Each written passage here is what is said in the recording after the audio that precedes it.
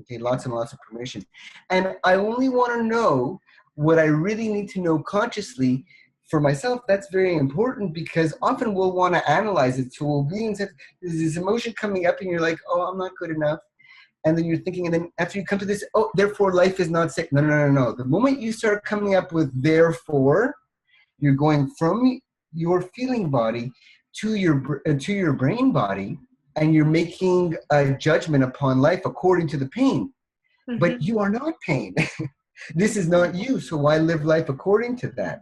And that's another way to fall back into that, because you never really let it fully release, because now you're going to live life with a mask, because you can say a mask, you can say, different ways of shying away from life, because you believe that for that moment, because it's so real that love is not safe, or life is not safe, or I am not abundant, or I'm not worthy, I'm not good enough. So you're going to live life according to that, and then life is going to steer you back. Not a problem, because the program still always remains that this whole density program is coming to an end, and we are raising in vibration, and you cannot take more than 23 kilos into the airport. So that if you wanted to just make it more, and look, to be fair, you're outloading this like super tanker's worth, not like a truckload, but a super tanker's worth of stuff. But remembering it is not you, it never has been you. This is releasing so that you can be you. And it's all orchestrated by your higher self at the exact right timing, which you could never know from a brain level. And you will only be thankful once you go through that. Mm-hmm. Mm-hmm. So getting back to your question, other things, I mean, really being with yourself, and being with yourself when you can, giving it to your guides, higher self, I command you to take command of this. Mm-hmm. But then you got to be in surrender and real trust. Not take command and then, but I got to do this and I got to, no. Take command. Mm-hmm. Take command. And even when I say take command, look, it's all leaving. Mm-hmm. And being open, there's space for it to leave. Yeah. So faith. Hold yourself in complete unconditional love with everybody else involved in these memories and these contexts and events, with unconditional love, knowing that we are all the one infinite creator not in a body, but with the body, because you're so much more than the body, but with the body, that we are having these experiences, and one could never know what the blessing is. And probably, and not probably, but for sure, the most loving thing someone could do is cause you pain so that you can have the glory of transcending it. Mm-hmm. By yourself wouldn't have come into a dense situation if it didn't want to experience it. Mm-hmm. Mm-hmm. Yeah, I agree. There's a lot of convincing, some of the people that might watch this video don't necessarily have, a developed spiritual background. And just to address those, for those people, one of the questions that I have about this is,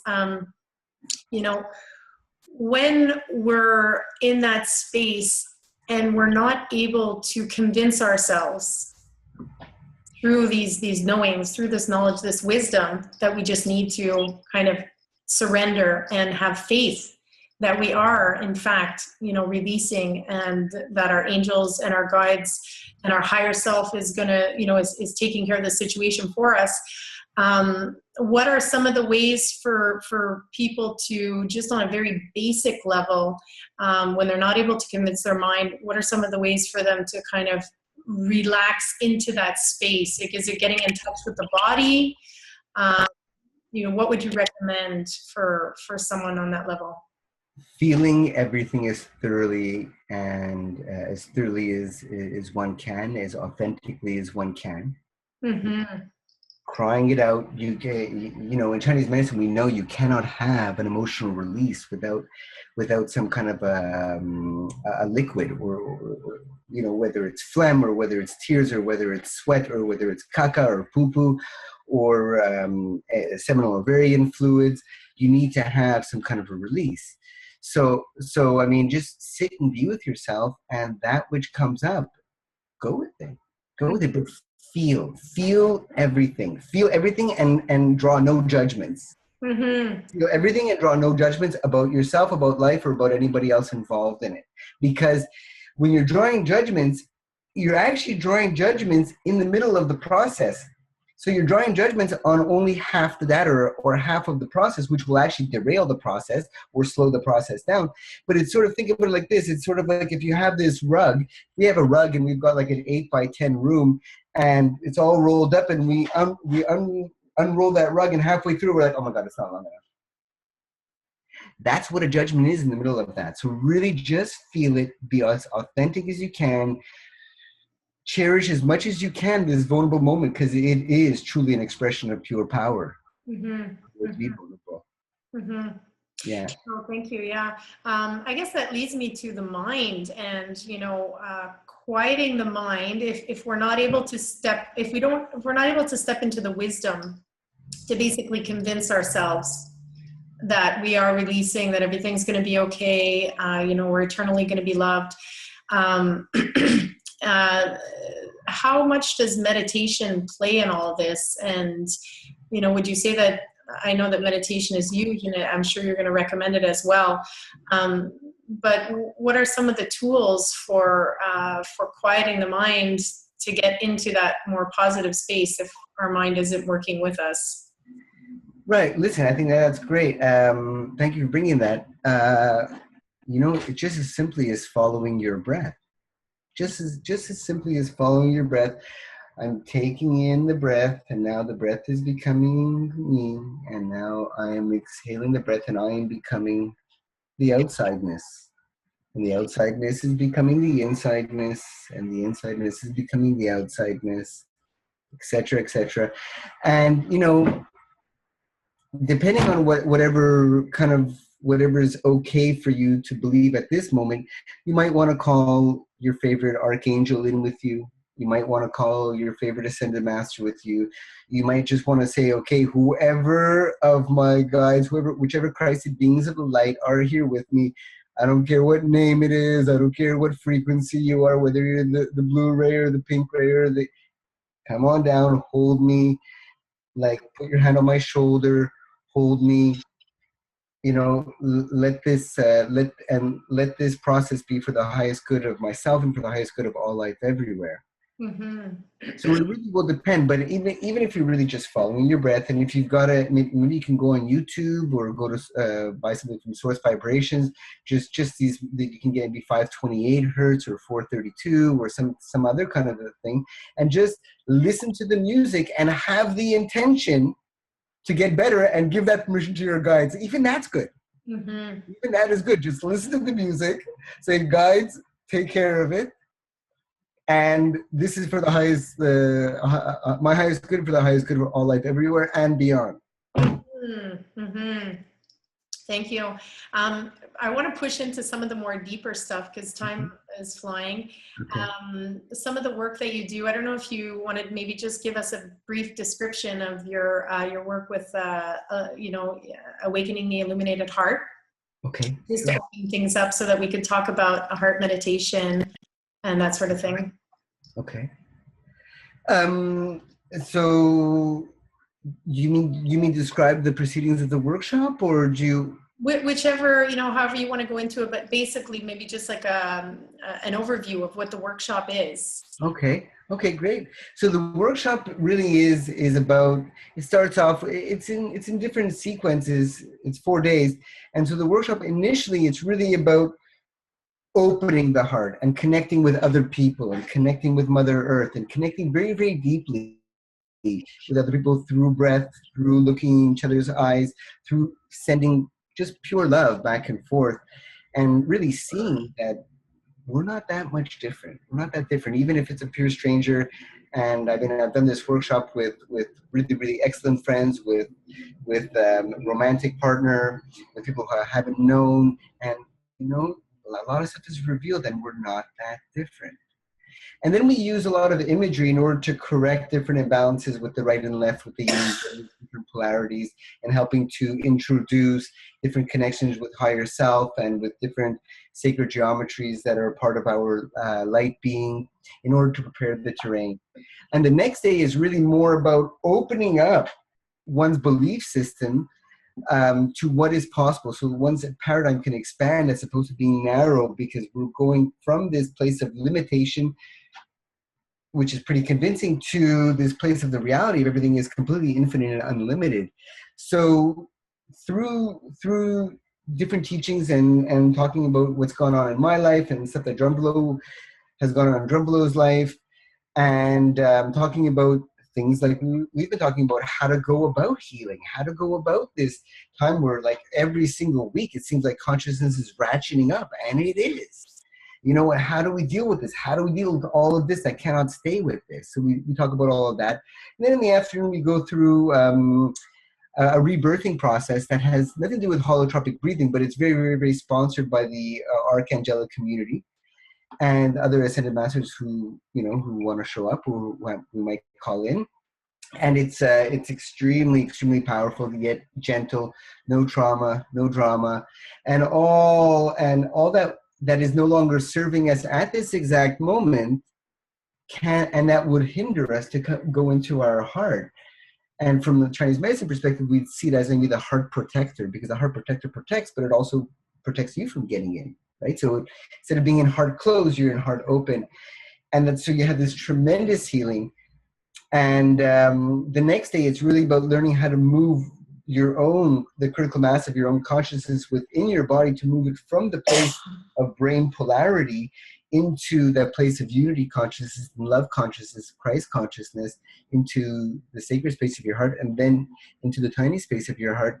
And through the unity breath meditation, we get into connection with all life everywhere. Mm-hmm. And have a heart connection, a love heart connection with yourself, and knowing that you are infinitely and perfectly created by Father Sky and Mother Earth. You feel infinite love for yourself, which is key. Mm-hmm. And then the next day we learn how to do a heart-brain tantra, where the heart actually makes love to the brain and transmits its vibration of love, bliss, joy, unity, Christ consciousness, all of that to the brain. And there's this moment where the ego is actually subdued and one has a spiritual orgasm, that one is in this place of Christ consciousness, literally where Jesus Christ was 24/7. And though it's of course fleeting for that moment, but and at that moment where there's so much greater consciousness there that we can activate our Merkaba or create anything else that we want. Mm-hmm. Mm-hmm. Yeah. Beautiful. I highly recommend it to anybody who's watching. Me too. Thank you.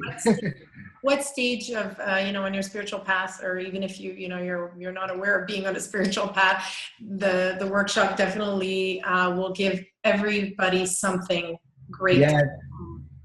Yeah, that's the brilliance of that workshop. I mean, people have come to the workshop who have never done one Hara breath in their whole life, and they just actually can even fly through it better than other people because they have no preconceived notions of what it should be and know that they're a blank slate.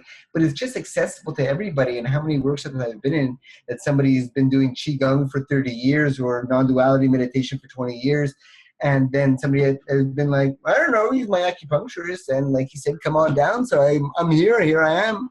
Yeah. And it's accessible to everybody, which is pretty brilliant. Drumbelow and the angels who have guided him through that. Yeah, well, it's really ancient wisdom, right? That's being passed on. So yeah, it's very experiential. It's very experiential. So it's like, it's not believe me because I say this. It's, just feel it, live it, and know it. Mm-hmm. And that's it. One of the most difficult transitions that I've had to make, that I'm still in the process of making, is moving from the mind to the heart.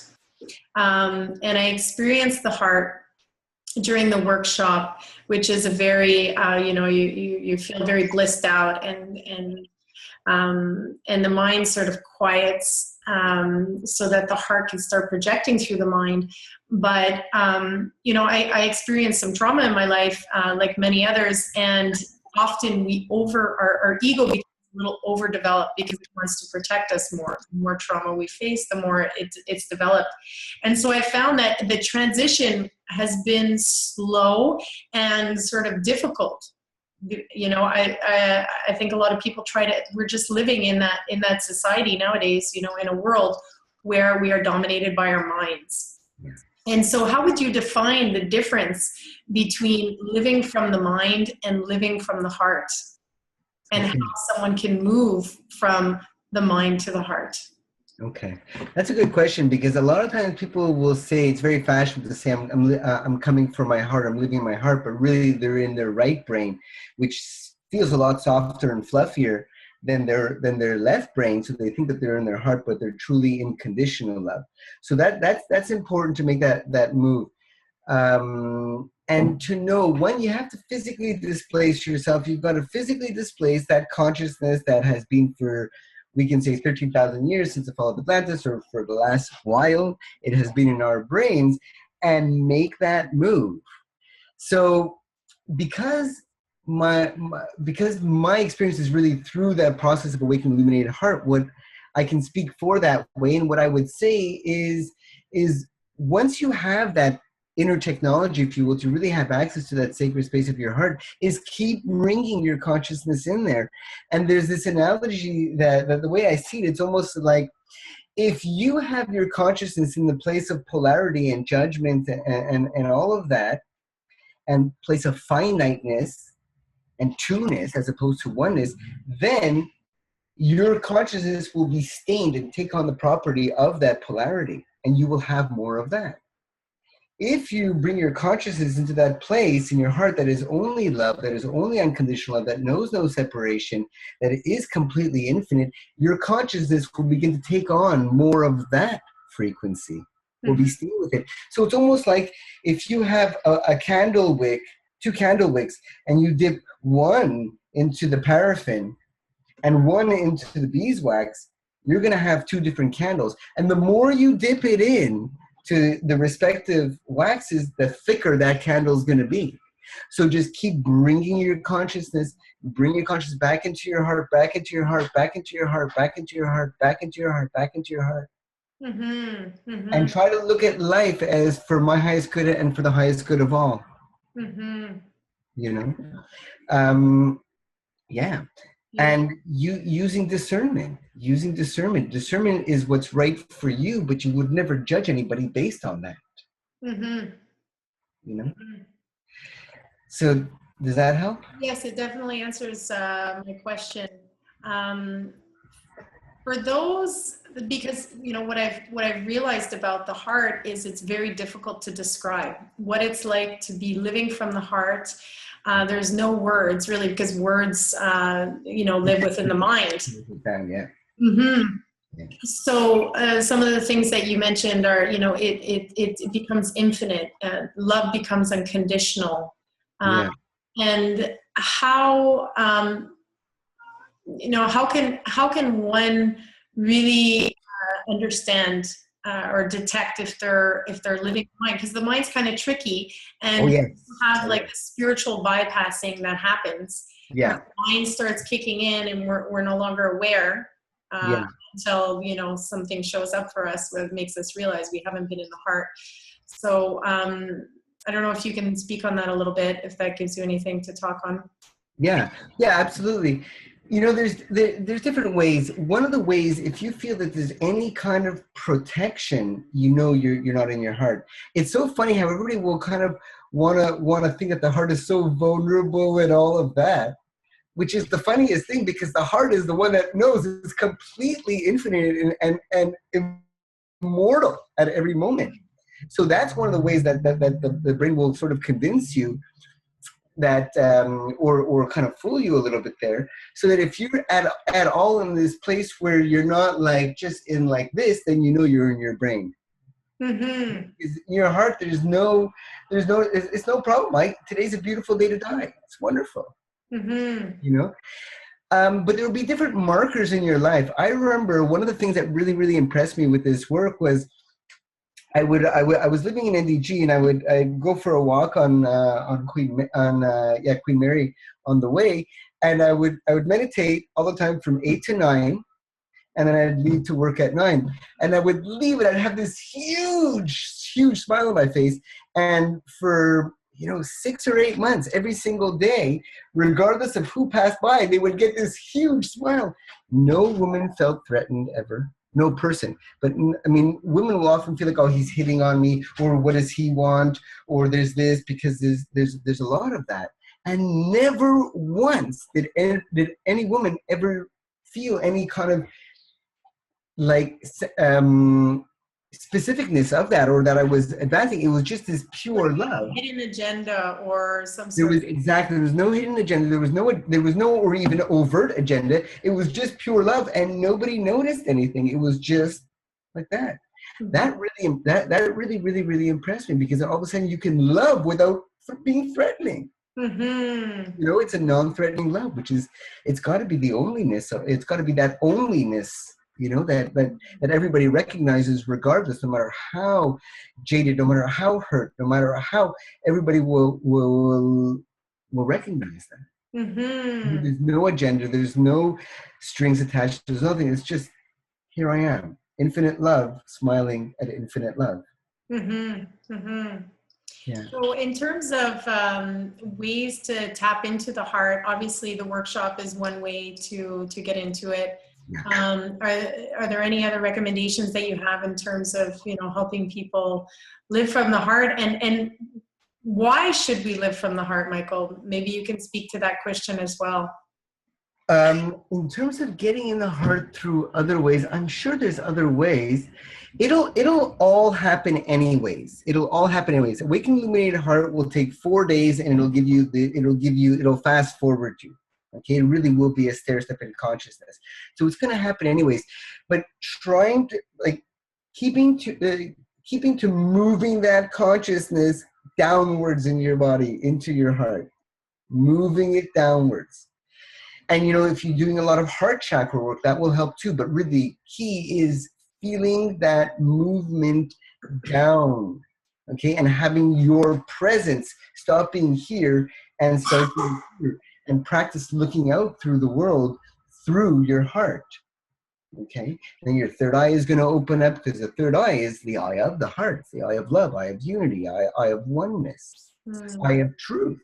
Mm-hmm. And look at the way you live. I mean, like, if you're living in your heart, then, I mean, we can talk about people will be very often caught up with, it's always my fifth chakra, it's always my third chakra, and it is, and I've been there too. But what I notice is that, and what I notice, and my guides have really been confirming this, is that when you're living in your heart for a critical mass of time, and it's different for everybody, it'll be faster now because of the consciousness that we're in now, and everything is faster. At a certain point, it just is. You know you're infinite and eternal, and all of life is safe, no matter what. All of material life is safe, and your heart chakra and your root chakra will be fine.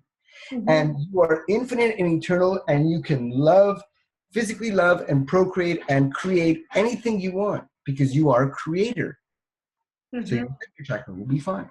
Mm-hmm. And then you are in complete infinite love, so that you feel personal power, and you have ultimate infinite love for yourself, and you can go through this world with power. Your third chakra gets worked, that'll be fine. And your heart chakra will be in a great situation, of course. Mm-hmm. And if you're living in your heart, you are for sure going to be able to express the truth of yourself, because you know you're eternal and infinite. And you co-created this entire universe, never had any real separation, just a seemingly-ness of that separation. So you express everything you want, and you know. Mm-hmm. And you're living in integrity for sure, because you're not living for what's good for me. You're following your bliss, but your bliss is a bliss that, when it comes from the heart and higher self, your bliss is going to be good for everybody.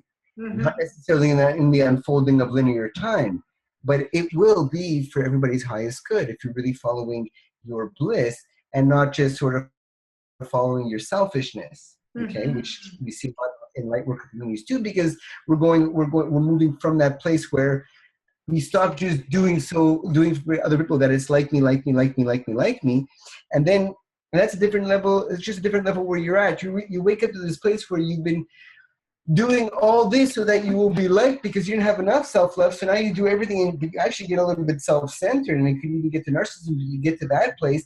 And then, but you work on that, and you really feel, okay, there's this fair exchange here, and all this good. And then you get to this place where, wow, I'm eternal and infinite, and here you can have anything you want, because all abundance flowing through me, and fellow soul, fellow God, fellow creator, have it all. And it comes from this place of eternal and infinite, not from like a third chakra place. So that And once again, if you are really in your heart, you will see the truth. You will sense the truth. You will express, you will, I say express because it's sort of like shining out into the world, but you will have all the clairvoyance, the sentience and all of that stuff. And then if you really are living in your heart and you know that you are one with all of creation, the tiny space has all of creation, everything that could possibly exist exists in your heart. And of course, you're going to have a connection and knowingness of all life everywhere. Mm-hmm. So Beautiful. I can't really, yeah, and it's a wonderful progression, and I can't really speak too much about other ways because when I find what is my truth, I tend to be very, very focused and not deviate. So while it's going to happen anyways, and sort of this is like awakening the illuminated heart is a fast way to go through it, and I'm sure there's other ways that I just don't know it. I just don't. For sure, we all find our way to looking outside of what I know.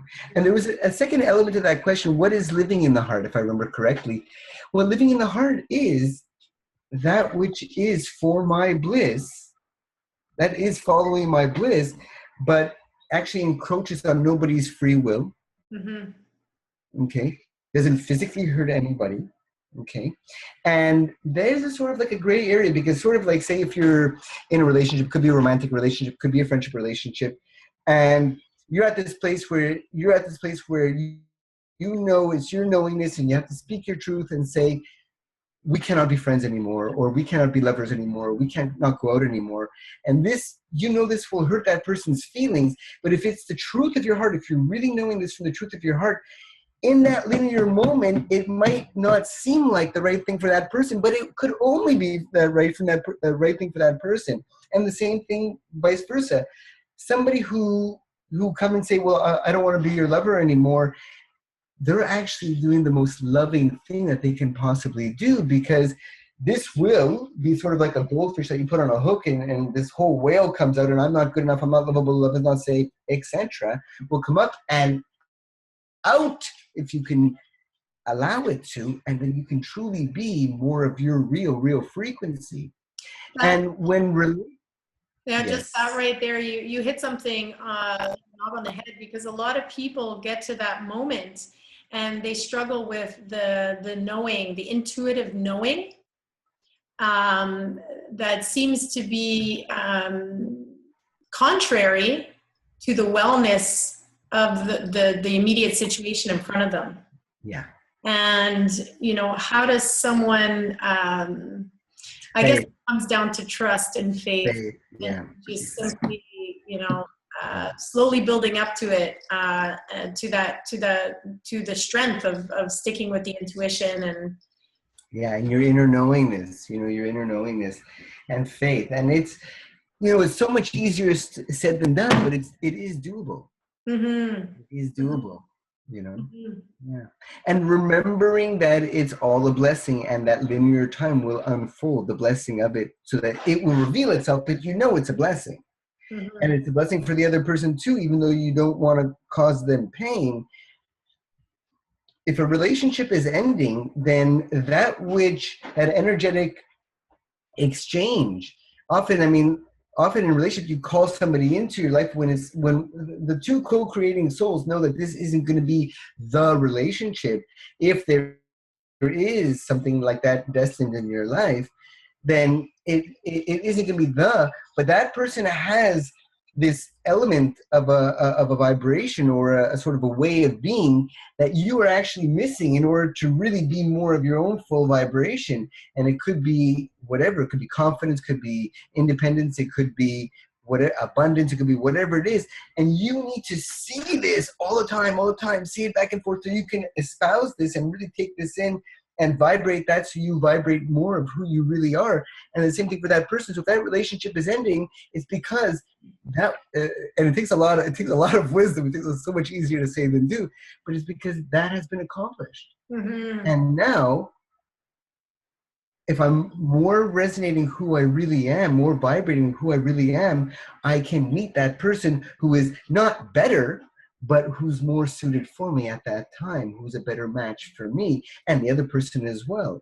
Mm-hmm. And It's like, think about it like this. It's like when you're with the next person, you think, oh, thank goodness I'm not with that person, so I can be available for being with this person.